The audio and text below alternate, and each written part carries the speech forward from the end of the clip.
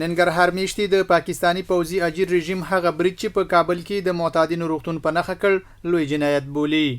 د جلال آباد ښار اوسیدونکی حبیب الله وایي پاکستان د افغانانو ته په کمزوري نظر نه ګوري او دغه ډول جنایتونو پوښتنه به خامخا ورڅخه کوي. تیره شپه چې په کابل ولایت کې د پاکستان رژیم لخوا کوم برید شوی دی د هغه باندې د معتادینو په شفاخانه باندې د ډېر غلط کار کړی دی، ښه کار نه دی کړی. د اختر کې به خلکو څومره هغه لرلې، تمې به لرلې، توقعګانې به لرلې چې ولا موږ به هغه وکړو، اختر ته به دومره تیاری به یې نیولی او هغه هر څه یې ورسره خاورې کړل.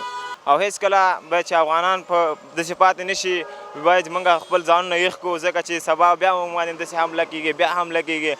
د جلال آباد ښار یو بل اوسیدونکی حاجي ممتاز دغه راز په دغه شرایطو کې د افغانانو په یووالي ټینګار کوي. وایي کله چې اتحاد موجود وي نو دښمن هېڅکله برلاسي کېدی نه شي. دغه کابل باندې چې کوم هسپتال باندې حمله وشوله، دی ښه کارونکو، دی ډېر ظلم وکړو، دی ډېر زیاتی وکړو او زموږ د طالع امارت نه دا خواست دی چې دا بدله ضرور والي او ښه په نری والي او ښه په کلکې والي دی نه. افغانان هېڅکله د چا بدله نه پرېږدي او نه خپله بدله ضرور دی نه لي. او زموږ د نړیوالو نه دا خواست دی چې د پښتنه وکړي، د ټولو ملکونو نړیوالو نه دا زموږ خواست دی چې دې پښتنه ضرور خامخا وکړي.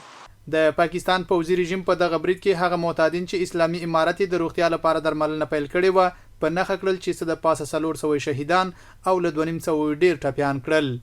دغه برید په ملي او نړیواله کچه وغندل شو او عاملینو ته د سزا غوښتنه شوې.